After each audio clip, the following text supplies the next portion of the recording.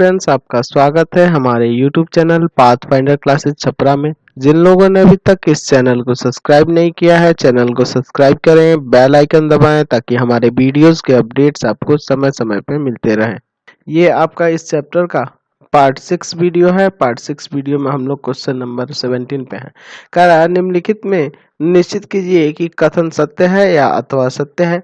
यदि सत्य है तो साबित कीजिए और यदि असत्य है तो एक उदाहरण दीजिए। ठीक है, जहां सत्य होगा उसको साबित करना होगा, जहां असत्य होगा उसे एक उदाहरण देके दिखाना होगा। तो पहला क्वेश्चन देखिए, कह रहा है कि ए बी का सबसेट है और बी सी का सबसेट है, तो ए भी सी का सबसेट होगा। तो ये तो आपको सत्य है और इसको साबित करने के लिए आपको पिछले वीडियो में आपको ये पढ़ा चुके थे, बता चुके थे, लेकिन चलिए यहाँ भी दोबारा आपको साबित करके दिखा देते हैं। मान लेते कि लेट एक्स कोई एलिमेंट है जो बिलोंग कर रहा है ए से। ठीक है, तो वो बी से भी बिलोंग करेगा एक्स एलिमेंट। क्यों? क्योंकि ए जो है बी का सबसेट है। ठीक है, दूसरा चीज आप ये भी लिख सकते हैं ना, या एक्स जो है जब बी से बिलोंग कर रहा है तो एक्स सी से भी बिलोंग करेगा। एक्स सी से भी बिलोंग करेगा क्योंकि बी सबसेट है सी का। इसलिए आप कह सकते हैं कि जब एक्स ए से भी बिलोंग कर रहा है, सी से भी बिलोंग कर रहा है, यानी कि एक्स ए से भी बिलोंग कर रहा है और सी से भी बिलोंग कर रहा है, दोनों से बिलोंग करना ना, तो इसलिए यहाँ से आपका क्या हो जाएगा कि ए जो होगा सबसेट हो जाएगा सी का। ये आपका साबित हो गया। दूसरा देखिए, दूसरा कह रहा है कि यदि ए बी का सबसेट ना हो और बी सी का सबसेट ना हो तो ए भी सी का सबसेट नहीं होगा। ये आपको दिखाना। तो ये तो असत्य है, ये आपका असत्य है। अब ये कैसे असत्य है तो इसको आपको उदाहरण देना होगा ना। तो उदाहरण क्या दीजिएगा कि हम लोग मान लेंगे कि ए बराबर एक सेट दिया गया है, उसके अंदर एक एलिमेंट है एक। ठीक है, हम बी बराबर सेट ले लेते हैं, उसमें ले देते हैं 2 3। ठीक है, तो देख रहे हैं ना ए बी का सबसेट नहीं है। हम सी बराबर ले लेते हैं 1 2 और 5। ठीक, तो देख रहे हैं यहाँ स्टेटमेंट में कि ए बी का सबसेट नहीं ना है क्योंकि ये एलिमेंट इसमें मौजूद नहीं है। अच्छा, बी सी का भी सबसेट नहीं है। क्यों? क्योंकि इसके अंदर के जो एलिमेंट्स हैं वो सब मौजूद नहीं है, सिर्फ 2 मौजूद है, 3 नहीं है। लेकिन हम यहाँ देख रहे हैं कि ए जो है ए सी का सबसेट हो जा रहा है, चूंकि यह आपके स्टेटमेंट के अनुसार नहीं होना चाहिए था, तो यह सत्य हुआ ना। तीसरा कह रहा है कि यदि ए सबसेट है बी का और बी एलिमेंट है, यानी कि बिलोंग कर रहा है ना, यहाँ बी बिलोंग कर रहा है सी से, यानी कि बी जो होगा एलिमेंट होगा सी का। ठीक है, तो क्या ए सी का एलिमेंट होगा, यानी ए जो है सी में बिलोंग करेगा, ये आपको चेक करना। तो ये तीसरा भी आपका असत्य है। अब ये असत्य कैसे है, चलिए हम आपको यहाँ से समझा देते हैं। उदाहरण देना होगा ना असत्य के लिए, तो चलिए एग्जाम्पल एक ले लेते हैं। हम ए बराबर ले लेते हैं 1। ठीक है, और बी बराबर ले लेते हैं 1 और 2। ठीक है, और सी बराबर ले लेते हैं क्या लेते हैं, तो ये 1 2 एलिमेंट होना चाहिए ना इसके अंदर, इस तरह से, और कॉमा 3। तो देख लीजिए यहाँ पे इन एग्जाम्पल में ए जो होगा बी का सबसेट है, दिख रहा है। चलिए, और बी जो है एलिमेंट है कि नहीं, बी बिलोंग कर रहा है कि नहीं सी में, ये बिलोंग कर रहा है। तो क्या ये ए सी में बिलोंग कर रहा है? कहीं 1 है इसमें? नहीं है। ये 1 और 2 एक ही एलिमेंट है, जबकि यहाँ ये 1 होना चाहिए था, तो नहीं हो रहा है ना। तो जब नहीं हो रहा है लेकिन यहाँ कह रहा है कि होगा, तो ये आपका सत्य हो गया कि नहीं? यहाँ तो आपका नहीं हो रहा है, ए एलिमेंट नहीं हो रहा है सी का, लेकिन यहाँ कह रहा है कि होगा, यानी कि ए बिलोंग्स नहीं कर रहा है सी में, लेकिन यहाँ कह रहा है होगा, तो यह सत्य हो गया। क्वेश्चन नंबर 18 देखिए, ए बराबर दिया है एलिमेंट 1 3 5, बी बराबर दिया है 2 4 6, सी बराबर दिया है 0 2 4 6 8। तो तीनों समुच्चय ए बी सी के लिए निम्नलिखित में से कौन सा समष्टि समुच्चय लिया जा सकता है? समष्टि समुच्चय में यानी कि ये सब उसके सबसेट होने चाहिए। तो देखिए 1 3 5 किस में मिल रहा है, तो वो तो 1 3 5 इसमें मिल रहा है ना, इसमें भी मिल रहा है और इसमें भी मिल रहा है। चलिए 2 4 6 देखिए, 2 4 6 2 4 6 इसमें भी है, 2 4 6 इसमें भी है, 2 4 6 इसमें भी है। अब इसका चेक करिए, 0 2 4 6 8, 0 2 4 6 8 तो है नहीं, छोड़ दीजिए, 0 2 4 6 8 यही दिख रहा है ना, ये बी हो जाएगा क्योंकि देखिए इसमें 0 नहीं है डी वाले में ना। चलिए, तो ये इसका क्या हो जाएगा, समष्टि समुच्चय हो जाएगा इन तीनों सेट का। क्वेश्चन नंबर 19 देखिए, निम्नलिखित समुच्चयों में से आप कौन सा समष्टि समुच्चय प्रस्तावित करेंगे? देखिए यहाँ कह रहा है कि समद्विबाहु त्रिभुजों का समुच्चय, यहाँ समकोण त्रिभुजों का, तो दोनों त्रिभुज है ना, तो इसका हो जाएगा समष्टि समुच्चय सभी, समष्टि समुच्चय क्या होगा, सभी त्रिभुजों का समुच्चय। सॉरी, यहाँ ब्रैकेट नहीं देंगे, सभी त्रिभुजों का समुच्चय सिर्फ लिख देंगे, सभी त्रिभुजों का समुच्चय। ठीक है, ये दोनों के लिए सबसेट हो जाएगा कि नहीं, ये दोनों जो होंगे इसके सबसेट हो जाएंगे कि नहीं, सभी त्रिभुजों में ही ना, ये सब त्रिभुज के ही ना पार्ट से, तो वो सब इसके सबसेट होंगे ना, तो यही इसका समष्टि समुच्चय हो जाएगा। समझ गए। क्वेश्चन नंबर 20 देखिए, कह रहा है साबित करें कि यहाँ देखिए एक सेट दिया है a कॉमा ए बी और फिर यहाँ c कॉमा सी डी, यदि और केवल यदि, कब, जब a बराबर c होगा और b बराबर d होगा तब ये बराबर होगा। तो आप अगर इसको लेकर और ये चीज दिखा दे तो भी हो जाएगा साबित, है ना। तो हम लोग क्या करते हैं कि ये कब बराबर होगा, ये जो होगा कब बराबर होगा, तो जो इसमें पेयर दिए गए ना, इसके अंदर जो एलिमेंट है ये बराबर होंगे तब ऐसा होना चाहिए, है ना। तो हम लोग क्या करते हैं कि इसके अंदर के सेट एक दूसरे के बराबर कर देते हैं, यानी कि ये वाला सेट इस सेट के बराबर हो गया, है ना। और दूसरा हम लोग यहाँ लकीर खींच के ये दिखा देते हैं कि ये वाला सेट ए और बी वाला ये इस सेट के बराबर होगा। ये तो इन सबके एलिमेंट है, लेकिन वास्तव में क्या है, ये भी एक सेट के रूप में है कि नहीं यहाँ पे। तो अब ये सेट सेट हट जाएगा, सेट का यहाँ से ये ब्रैकेट रहेगा, तो ए बराबर सी हो जाएगा। ये दोनों बराबर कब होंगे, जब ये दोनों समान होंगे तभी ना बराबर होंगे। उसी तरह से जब ये ए सी के बराबर है, ए सी के बराबर है, यहाँ चूंकि ए बराबर है सी इसके अनुसार, तो बी, इसलिए बी क्या हो जाएगा, डी के ही बराबर होगा ना, क्योंकि यहाँ ये एलिमेंट्स है ना। तो आप एलिमेंट्स को अगर हम लिखे 1,2 या 2,1, दोनों तो एक ही बात है ना, इसमें कोई फर्क नहीं पड़ता है। तो इसीलिए यहाँ पहले से कंफर्म होगा कि ये जो है ना इसके बराबर है, तो जब ए सी के बराबर है तो ये वाला चीज इसके ही बराबर होगा। समझ गए ना, तो यहाँ से ये साबित हो गया। क्वेश्चन नंबर 21 देखिए, साबित कीजिए कि परिमित समुच्चय का उप समुच्चय परिमित होता है, और साबित कीजिए कि परिमित समुच्चय का, है ना, परिमित समुच्चय का घात समुच्चय परिमित होता है। दोनों में एक ही बात कह रहा है। देखिए कह रहा है उपसमुच्चयों की संख्या के लिए भी आप 2 का पावर n लगाते हैं, है ना, और घात समुच्चयों की संख्या के लिए 2 का पावर n ही लगाते हैं। तो कोई एक बना देंगे तो हो जाएगा। हम लोग पहला ही देखते हैं। हम जानते हैं कि किसी समुच्चय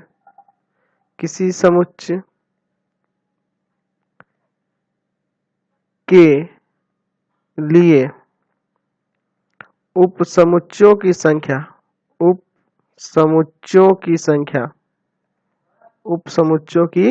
संख्या 2 का पावर n होता है, जहां n क्या होना चाहिए, तो n जो है, जहां n क्या है, n बराबर है समुच्चय के अवयवों की संख्या, समुच्चय के अवयवों की संख्या,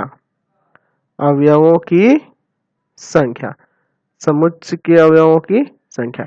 अगर n का मान परिमित हो जाए, सोचिए अगर n का मान परिमित होगा यानी अवयवों की संख्या परिमित होगी, तो इसका मान भी परिमित होगा ना। तो लिख सकते हैं कि अतः परिमित समुच्चय के, यहाँ लिख सकते हैं अतः परिमित समुच्चय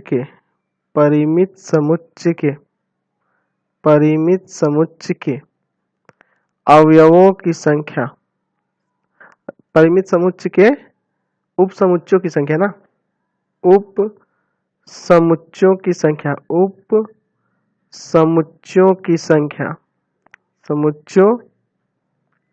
संख्या परिमित होगी, उपसमुच्चयों की संख्या परिमित होगी। क्लियर हो गया यहाँ से। यानी कि कहने का अर्थ है कि इसका आपका फॉर्मूला होता है ना 2 का पावर n, तो अगर यही परिमित हो, n का मान अगर परिमित हो, उपसमुच्चयों की संख्या परिमित हो जाएगी। अगर n अपरिमित हो तो उपसमुच्चयों की संख्या क्या होगी, अपरिमित होगी। सेकंड में भी वही कर देना है कि घात समुच्चय के अवयवों की संख्या लिख देनी है और 2 का पावर n ही लिखना है, उसके लिए तो फॉर्मूला वही होता है। चलिए क्वेश्चन नंबर 22 देखिए, प्रूव करना है कि a जो है ना b का सुपरसेट है और b c का सुपरसेट है, तो a b c का सुपरसेट होगा। उल्टा हो जा रहा है ना इसमें, ये अभी प्रूव कराए थे लेकिन बस इसका जस्ट अपोजिट है। हम सबसेट वाला प्रूव किए थे, ये सुपरसेट वाला है, तो हम लोग भी इसमें उल्टा मानेंगे। लिखेंगे माना x कोई एलिमेंट है जो c में बिलोंग कर रहा है, तो वो x जो होगा b में भी बिलोंग करेगा। क्यों? क्योंकि b जो है ना सुपरसेट है सी का, इसलिए ऐसा हो रहा है। ठीक, या आप ऐसे भी लिख सकते हैं यहाँ कि जब x बी में बिलोंग कर रहा है तो x जो है ना ए में भी बिलोंग करेगा, क्योंकि ए जो है सुपरसेट है बी का, यानी कि जो बी में मौजूद होगा वो ए में मौजूद होगा। तो अतः आप कह सकते हैं यहाँ से, अतः लिख सकते हैं कि ए जो होगा सी का सुपरसेट होगा, क्योंकि एक्स एलिमेंट सी में भी मिला है और ए में भी बिलोंग कर रहा है, दोनों में बिलोंग कर रहा है, ये प्रमाणित हो गया। चलिए, तो आपका एक्सरसाइज खत्म होने के बाद हम लोग नया टॉपिक शुरू करते हैं जिसका नाम है वेन आरेख। ठीक है, वेन डायग्राम क्या कहलाता है अभी जान लेंगे, अभी आगे चल के उसमें किस तरह से इसका यूज करेंगे उसके बारे में भी समझेंगे। ठीक है, तो अभी इसको समझ लेते हैं होता क्या है, वेन आरेख क्या होता है। तो स्विस गणितज्ञ यूलर ने समुच्चयों को बंद वक्र द्वारा निरूपित किया। बंद वक्र द्वारा, अब वो बंद वक्र क्या हो सकता है, आयत हो सकता है ना, वर्ग हो सकता है, वृत्त हो सकता है ना, जिसे समुच्च समानतः एक वृत्त द्वारा, जरूरी नहीं कि वृत्त द्वारा निरूपित किए जाते हैं, अभी आगे आपको बताएंगे। ठीक है, एक वृत्त द्वारा तथा इसके अंदर के अवयवों को इसके अंदर स्थित बिंदुओं से निरूपित किया। कहने का मतलब है कि एक वृत्त ले लिया, ठीक है, और वृत्त द्वारा किसको निरूपित किया, तो उस समुच्च को निरूपित किया, और उसके अवयवों को बिंदु द्वारा, जैसे मान लीजिए कोई बिंदु है ना, 1 है, 2 है, 3 है, जैसे मान लीजिए कोई सेट ए है, उसमें अवयव है 1 2 3, तो इस सेट को दर्शा देंगे वृत्त द्वारा, और इसके अंदर बिंदुओं को 1 2 3 इस तरह से पॉइंट द्वारा दर्शा दिया। ठीक, समुच्च से संबंधित कथन समुच्चों को चित्र निरूपण द्वारा आसानी से समझा जा सकता है। जैसे इसको आसानी से हम लोग इसको समझ सकते हैं ना चित्र द्वारा। इन समुच्चों को दर्शाने वाले चित्र वेन आरेख कहलाते हैं। यही जो चित्र है ये वेन आरेख कहलाता है। वेन आरेख का नाम अंग्रेजी तर्कशास्त्री जॉन वेन के नाम पर रखा गया है। ठीक है, इस आलेख है ना, इन आरेखों में समष्टीय समुच्च S को एक आयत द्वारा, यानी कि समष्टीय समुच्च को कैसे दर्शाएंगे, एक आयत द्वारा दर्शाएंगे। ठीक है, इस तरह से, और यहाँ पे कॉर्नर पे आप चाहे तो S लिख दीजिए समष्टीय समुच्च S को, या U भी लिखा जाता है ना, या X भी लिखा जाता है आयत द्वारा, तथा इसके उप समुच्चयों को एक वृत्त द्वारा दर्शाया जाता है, यानी कि इसके अंदर जो सेट होंगे उसको ऐसे वृत्त द्वारा इसमें दर्शाएंगे। समझ रहे हैं ना, इस तरह से वृत्त के भांति इसको दर्शाएंगे। ठीक है, और उसके बाद क्या है, और यह आवश्यक नहीं कि उप समुच्चयों को वृत्त द्वारा ही है ना प्रदर्शित किया जाता है। आपको पहले ही बताया है ना कि आवश्यक नहीं है, बस किसी भी बंद आकृति द्वारा उसको प्रदर्शित कर सकते हैं। आप चाहें तो इसको स्क्वायर लेके बना सकते हैं, मतलब कोई भी एक बंद आकृति द्वारा उसको आप दर्शा सकते हैं, जरूरी नहीं है कि वो वृत्त द्वारा ही दर्शाएं।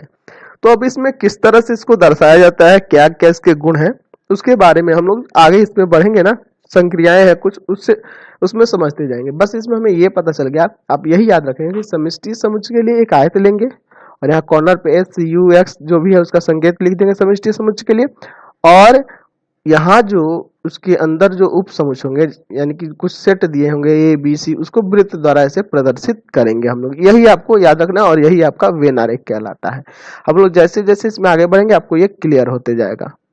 चलिए हम लोग बात करते हैं समुच्चयों पर संक्रियाओं की, यानी ऑपरेशन ऑन सेट। जिस तरह से आप सिंपली ऑपरेशन करते थे, जैसे 2 और 4 जोड़ के 6 ला देते थे, है ना, 4 में से 3 घटा के 1 ला देते थे, 4 में 3 से इंटू करके 12 ला देते थे। ऐसे बहुत सारी हम लोग संक्रियाएं करते हैं, ये भी ऑपरेशन है ना। ठीक है, गणितीय ऑपरेशंस है, प्लस माइनस गुना भाग, ये सब गणितीय ऑपरेशंस होते हैं ना, मैथमेटिकल ऑपरेशन होते हैं। ठीक है, ये गणितीय संक्रियाएं होती है। उसी तरह से हम लोग समुच्चयों पर भी कुछ ऑपरेशंस होते हैं, उसके बारे में हम लोग इस चैप्टर में पढ़ेंगे। ठीक है, तो चलिए पहला ऑपरेशन क्या होता है उसको देखते हैं, और उसका वेन आरेख कैसे बनेगा, उसमें क्या क्या होता है उसको समझते हैं।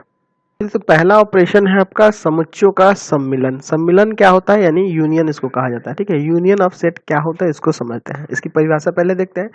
दो समुच्चयों ए तथा बी का सम्मिलन उन सभी अवयवों का समुच्चय है जो या तो ए में है या बी में है या दोनों में है। ठीक है, यानी कि उन सभी अवयवों को चुनना है जो ए में है, बी में है या दोनों में है। और सम्मिलन को निरूपित करने के लिए हम लोग ये संकेत का उपयोग करेंगे, इसको यूनियन पढ़ा जाता है, यानी कि सम्मिलन पढ़ा जाता है। जैसे मान लीजिए आपके पास कोई सेट ए है, इसमें एलिमेंट है 1 2 3 4, और एक सेट आपके पास बी मौजूद है, इसके एलिमेंट क्या है आपके पास, तो यहाँ है 3 4 5। ठीक है, अब आपको निकालना है ए यूनियन बी का मान। तो आप परिभाषा के अनुसार देखिए, इसको संकेत इतना से नोट करेंगे, और परिभाषा में लिखा हुआ है कि उन सभी अवयवों का समुच्चय है जो या तो ए में है, तो ए में कौन कौन है, 1 2 3 4, और या तो बी में है, और बी में कौन है, 3 4 5, या दोनों में है। यानी कि दोनों में जो होगा उसको एक बार आपको लिख देना है। जैसे यहाँ 3 और 4 कॉमन मिल रहा है, उसको तो एक बार लिखना है, और बाकी जो बचे हुए एलिमेंट है उन सबको भी ले लेना है। समझ गए ना? यानी कि जो कॉमन होगा उनको एक बार लिख देना है, और बाकी जो एक्स्ट्रा बच जा रहा है ए में भी, बी में भी, ठीक है, उसको भी लिख देना। तो वही कह रहा है कि या तो ए में है, या तो बी में है, या दोनों में है, यानी सबको लिख देना है आपको, है ना? आपको पता है कि सेट में जो होता है रिपीट नहीं किया जाता ना एलिमेंट्स को, इसलिए 3 और 4 जो कॉमन मिले हैं उसको एक ही बार लिखेंगे। तो यही इसका सम्मिलन कहलाता है, यूनियन कहलाता है। क्लियर हो गया? अब इसको हम अगर इसको कहें, हम लोग समुच्चय निर्माण रूप में देखें, कहने का मतलब कि जैसे मान लीजिए आपके पास कोई सेट ए है और सेट बी है, 2 सेट है, तो हमें अगर ए यूनियन बी निकालना है तो ए यूनियन बी बराबर होगा एक्स कॉलन एक्स, और एक्स बिलोंग करेगा ए में या एक्स बिलोंग करेगा बी में। कहने का तात्पर्य है या तो वो ए में है या बी में है या दोनों में है। या का मतलब यही हुआ कि ए में है, बी में है या दोनों में है, तो वही उसका ए यूनियन बी कहलाएगा। मतलब इसका अर्थ अगर देखा जाए कि अगर एक्स कोई एलिमेंट है जो बिलोंग कर रहा है ए यूनियन बी में, तो यहां से आप कह सकते हैं कि इम्प्लाइज एंड इम्प्लाइज बाई, है ना? क्या कह सकते हैं कि एक्स जो है ए में बिलोंग कर रहा है या एक्स जो है बी में बिलोंग कर रहा है। यानी कि अगर इस तरह से कोई है तो ए में भी वो बिलोंग करेगा या बी में भी बिलोंग करेगा। ठीक है, तो ये चीज आप याद रखेंगे, आगे जब हम लोग प्रूफ करेंगे ना तो इस चीज का यूज करेंगे। अगर x belongs to A union B है तो आप ऐसे लिख सकते हैं कि एक्स बिलोंग्स टू ए या एक्स बिलोंग्स टू बी, या ऐसे दिया हो कि एक्स बिलोंग्स टू ए या एक्स बिलोंग्स टू बी, तो इसको ऐसे भी लिखा जाता है। तो इस इम्प्लाइज एंड इम्प्लाइज बाई का अर्थ है कि अगर ये इसको सूचित कर रहा है तो ये भी इसको सूचित करेगा। यानी कि अगर ऐसे लिखा है तो ऐसे भी लिख सकते हैं, और ऐसे दिया है तो ऐसे भी इसको लिखा जा सकता है। ठीक है, अब इसका वेन आरेख से समझते हैं। चलिए, तो पहला इसका वेन आरेख देखते हैं। पहला क्या वेन आरेख देखेंगे, हम मान लेते हैं कि हमारे पास 2 सेट ए और बी मौजूद है। ठीक है, तो ये देखिए, ये आपका क्या होगा, समष्टि समुच्चय होगा ना। चलिए, और इसको किससे डिनोट करेंगे, एस से डिनोट करेंगे। ठीक है, ये समष्टि समुच्चय को एस से यहाँ डिनोट करेंगे, या यू भी लिख सकते थे। ठीक है, अब इसके अंदर हम लोग यहाँ लिखते हैं कि हमें ए यूनियन बी निकालना है। क्या निकालना है, ए यूनियन बी। कब, जब एक कंडीशन मान लेते हैं कि ए जो है बी का प्रॉपर सबसेट है। ए क्या है, बी का प्रॉपर सबसेट है। तो प्रॉपर सबसेट है यानी कि ए के सभी एलिमेंट क्या है, बी में मौजूद है ना। तो बी में मौजूद है यानी बी बड़ा सेट होगा, उसमें ज्यादा एलिमेंट होंगे ए से। ठीक है, और ए छोटा सेट होगा यानी कि वो उसके अंदर होगा कहीं पे। तो इस तरह से ध्यान दे के आपको नाम देना है। यानी कि ये बाहर वाला जो है ये बी हो गया, है ना, और ये वाला कौन सा सेट हो गया, ए हो गया। समझ रहे ना बात को? यानी कि इसके सारे एलिमेंट जब इसमें मौजूद है तो यानी ये बी बड़ा सेट होगा, तो इसको बड़ा ले, है ना, बड़ा सर्कल ले लेंगे, और इसके लिए छोटा सर्कल, क्योंकि ये इसके अंदर है इसलिए ए को भी, इस सर्कल को भी इस बी सर्कल के अंदर ही बनाएंगे। समझ गए यहाँ से? अब देखिए, इसमें आपको सेड करना होता है, यानी कि जो वैल्यू होंगे ना उसको सेड करना होता है। तो इसको एग्जांपल देखिएगा ना तो आपको क्लियरली समझ में आ जाएगा। मान लीजिए ए बराबर सेट दिया है, इस कंडीशन को देखते हुए हम एग्जांपल देंगे 1 2 3। ठीक है, और बी बराबर 1 2 3 4 5। तो आपसे पूछा जाए कि यहाँ बताइए तो आप ए यूनियन बी क्या होगा, तो आप यहाँ लिखिएगा 1 2 3, जो कॉमन है उसको एक बार, जो बच गया वो भी लिखना होगा, 4 और 5। यानी कि ये होल सेट बी ही ना आ जा रहा है, होल सेट बी आ जा रहा है कि नहीं, देख रहे हैं ना, ये पूरा सेट बी ही आ जा रहा है। यानी आपको यहाँ से क्लियर हो गया कि ये टोटल बी को रंगना होगा, ये टोटल एरिया इसका होगा, यानी टोटल। समझ गए ना, ये टोटल से ऐड कर देंगे इस तरह से, तो ये टोटल हो जाएगा। ठीक, तो यहाँ से एक आपको क्लियर होगी फॉर्मूला भी कि ए यूनियन बी बराबर होता है बी। कब, तो जब ए बी का प्रॉपर सबसेट हो, ए बी का प्रॉपर सबसेट हो। चलिए, दूसरा इसका वेन आरेख देखते हैं। सेकेंड नंबर हम लोग उसी तरह से यहाँ भी एक समष्टीय समुच्चय ले लेते हैं। अब की बार चलिए हम इसको यू नाम दे देते हैं, कोई फर्क नहीं पड़ता है, हम लोग यू से भी इसको डिनोट करते हैं। हम लोग यहाँ कंडीशन दे देते हैं कि ए यूनियन बी जब बी प्रॉपर सबसेट है ए का, यानी कि बी के सारे एलिमेंट ए में मौजूद है। तो आप यहाँ जब सर्कल बनाइएगा तो बड़ा वाला सर्कल ए के लिए हो जाएगा, और इसके अंदर ही बनाइएगा छोटा सर्कल। क्यों, क्योंकि ये बी के एलिमेंट ए में मौजूद है, तो वो उसके अंदर ही ना होगा वो फिगर, आपको अब क्लियर हो जा रहा होगा, है ना। ये बी है और ये ए है। चलिए अब इसको फिर आप एग्जांपल से समझिएगा तो बहुत बेहतर रहेगा। ए बराबर देखिए 1 है, 2 है, 3 है और 4 है, और हम बी बराबर ले लेते हैं 1 और 2। देख लीजिए बी के सभी एलिमेंट इसमें मौजूद है कि नहीं। प्रोपर सबसेट का यही ना होता है कि ये इसमें मौजूद होना चाहिए और इसमें कुछ ऐसे एलिमेंट होने चाहिए जो इसमें ना हो, ये ना होता है। तो यहाँ देखिए तो बी के सारे एलिमेंट इसमें मौजूद है, उसमें 3 और 4 ऐसे एलिमेंट है जो बी में मौजूद नहीं है, तो ये प्रॉपर सबसेट हुआ ना। तो अब अगर आप बात करें कि अगर आपसे कहें कि ए यूनियन बी इसका निकालिए तो आप क्या कहिएगा। तो सर 1 और 2 तो एक ही बार लिखेंगे और 3 और 4 को भी ले लेंगे, यानी 1 2 3 4। तो इस कंडीशन में ये कौन सा सेट आ जा रहा है पुनः, तो ये सेट ए आ जा रहा है ना। तो यानी कि ए वाला यानी टोटल होल सेट ए रंगना होगा यहाँ पे। आपको क्लियर हो गया, यानी ये टोटल है ना, इस तरह से क्लियर हो गया। यानी कि आपको यहाँ से एक और फॉर्मूला पता चल गया कि ए यूनियन बी बराबर होता है ए जब जब बी ए का प्रॉपर सबसेट हो, जब बी ए का प्रॉपर सबसेट हो। चलिए तीसरा इसका वेन आरेख देखते हैं। तो चलिए वेन आरेख में क्या देखते हैं हम लोग, अब की बार फिर उसी तरह से लेते हैं कि ये एक समष्टीय समुच्चय है, ये एक समष्टीय समुच्चय है, ठीक है, यूनिवर्सल सेट है और इसके अंदर दो सेट ए और बी कुछ इस तरह से हैं। तो यहाँ कंडीशन पहले लिख देते हैं, हमें निकालना है A union B, A union B जब ना तो ए सबसेट हो बी का, ना बी प्रॉपर सबसेट होगा, सॉरी ये प्रॉपर सबसेट है, ना ए बी का प्रॉपर सबसेट हो और ना बी ए का प्रॉपर सबसेट हो, यानी कि दोनों में पूरी तरह से कोई एलिमेंट कॉमन ना हो, यानी कि इसका फिगर यानी कुछ हिस्सा इन दोनों में सेम हो सकता है, ठीक है। तो उसको इस तरह से लेंगे। तो यहाँ ये दिखा रहा है कि ये दो सेट हैं, ये पूरी तरह से ना तो ये सेट ए है और ये सेट बी है, तो ना तो ये इसके एलिमेंट इसमें पूरे हैं और ना ही इसके एलिमेंट इसमें पूरे मौजूद है, यानी कुछ हिस्सा यहाँ कॉमन दिख रहा है। आपको समझ रहा है ना। तो चलिए जैसे इसका एग्जांपल समझिए, मान लीजिए ए बराबर 1 2 3 4 दिया है, ठीक है, और बी बराबर दे दिया है 4 5 6, ठीक है। तो अगर यहाँ देखेंगे तो ए बी का प्रॉपर सबसेट नहीं है और बी ए का भी प्रॉपर सबसेट नहीं है, क्योंकि देख लीजिए सिर्फ ओनली 4 ही यहाँ कॉमन मिल रहा है ना। तो यहाँ आपको निकालना है ए यूनियन बी, तो आप क्या करेंगे, तो जो एक्स्ट्रा बचेंगे तो उनको तो लिखना ही है, जो कॉमन है उसको एक बार लिख देना है, ठीक है।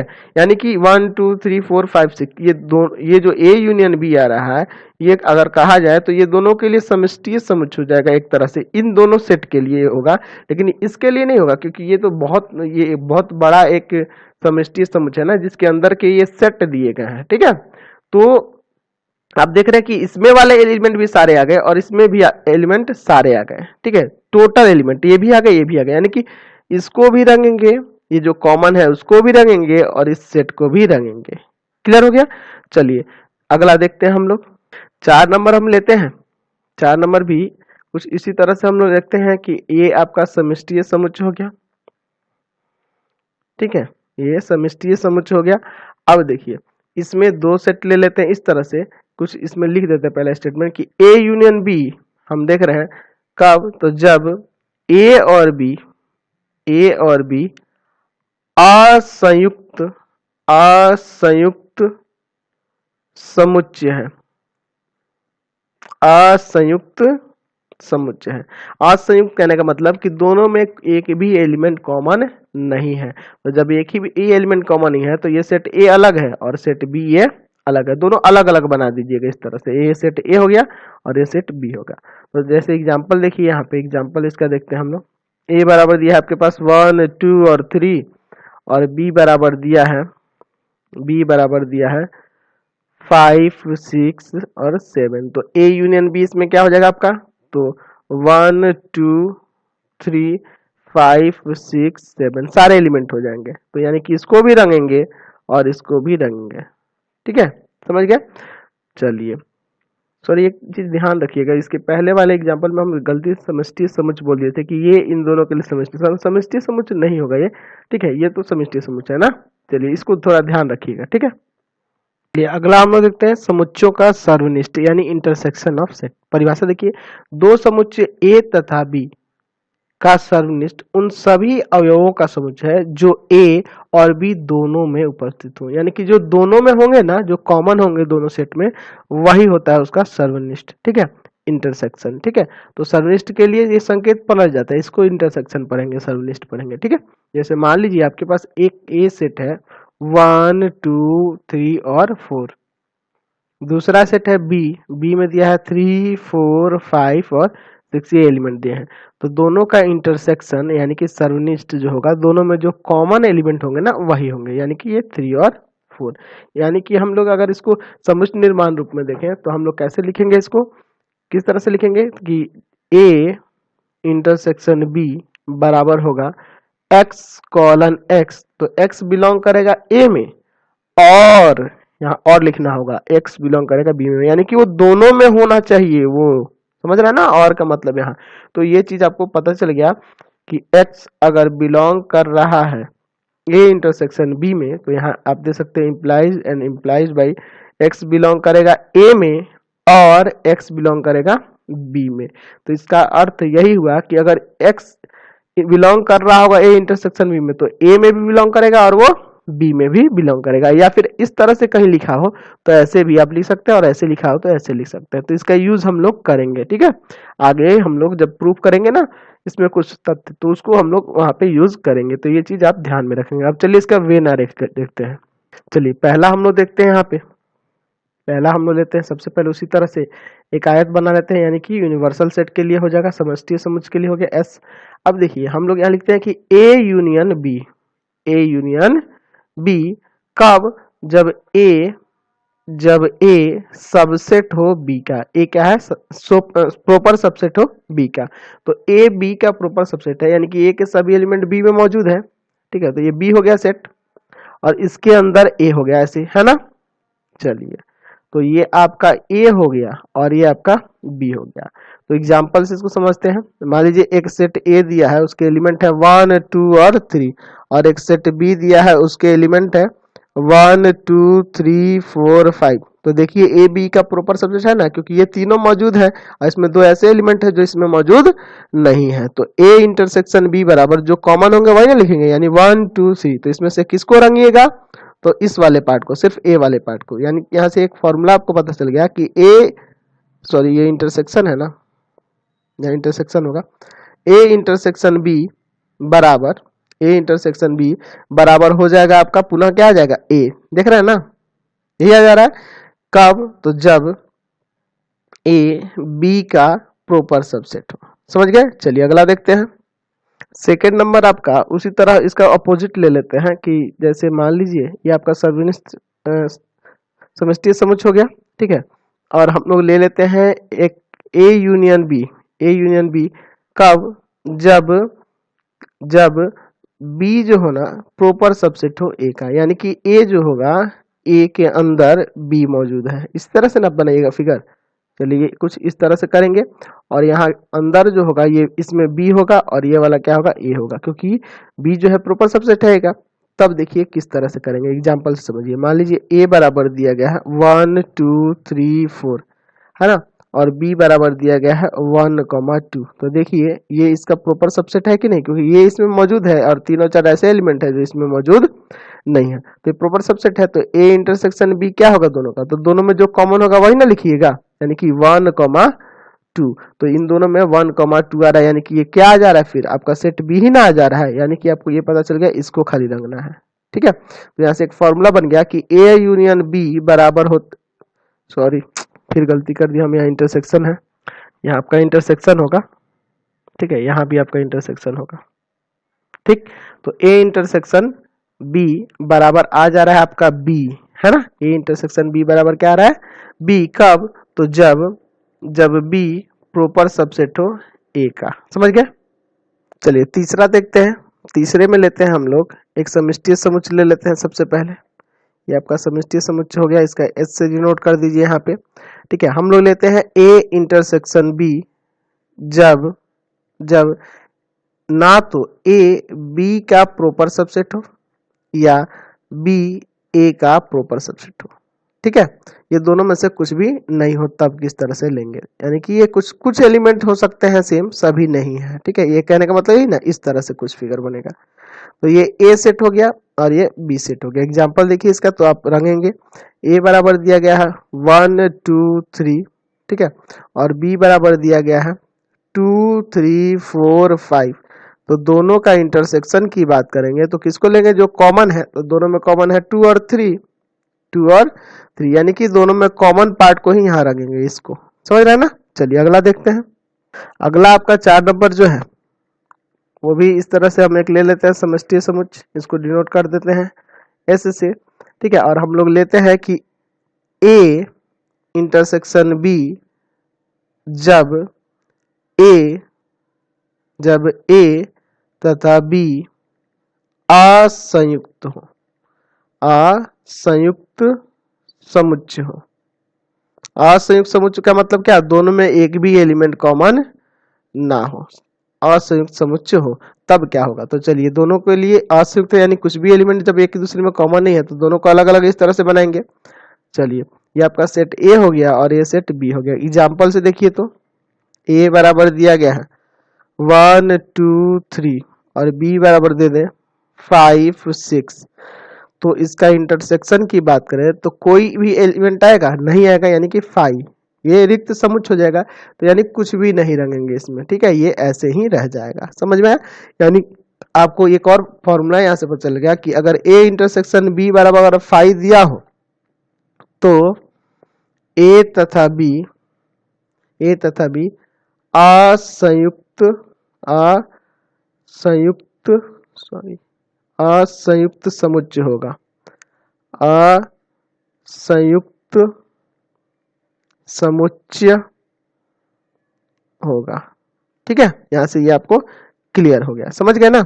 चलिए अब इसी के साथ इस वीडियो को इन कर देते हैं। प्लीज आप चैनल को सब्सक्राइब कर दें, बेल आइकन दबा दें, ज्यादा से ज्यादा दोस्तों में शेयर करें, कमेंट बॉक्स में लिखिए कि हमारे वीडियोज आपको कैसे लगते हैं और इससे रिलेटेड आपको लिंक की जरूरत हो, अदर सब्जेक्ट की लिंक की जरूरत हो, अदर चैप्टर्स की लिंक की जरूरत हो तो हमारे व्हाट्सअप नंबर 7301778899 पे व्हाट्सअप करके आप लिंक को प्राप्त कर सकते हैं। Thanks for watching the video.